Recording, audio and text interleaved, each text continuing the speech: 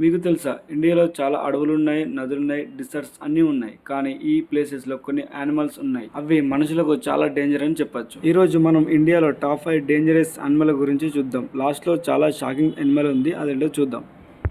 Number 5 Indian cobra. ఒక చిన్న పామే కానీ చాలా డెడ్లీ. ఇండియన్ కోబ్రా, దీన్ని కింగ్ కోబ్రా అని కూడా అంటారు ఇండియాలో.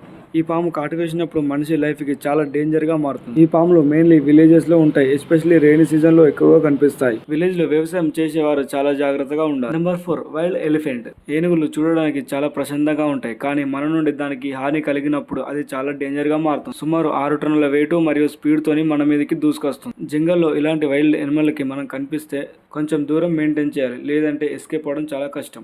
స్లోత్ బియర్ చూస్తే చాలా క్యూట్గా ఉంటుంది, కానీ ఇండియాలో ఇది మనుషుల మీద చాలా అటాక్ చేసిన యానిమల్. దీని గోర్లు చాలా షార్ప్గా ఉంటుంది, ఒకే స్ట్రైక్లో హెవీ డ్యామేజ్ చేస్తుంది. మోస్ట్లీ నైట్ టైంలో ఎక్కువగా అటాక్ చేస్తుంది. మీరు వెళ్ళే దారిలో కనిపిస్తే దీనికి డిస్టెన్స్ మెయింటైన్ చేయండి. Number 2 Bengal tiger. ఒకే జంప్లో 10 ఫీట్ వరకు రీచ్ అవుతుంది. ఈ జంతువు చాలా సైలెంట్గా వేటాడుతుంది. ఇది వేటాడేటప్పుడు ఆ జంతువుని మెల్లగా ఫాలో చేసి సడన్లీ అటాక్ చేస్తుంది.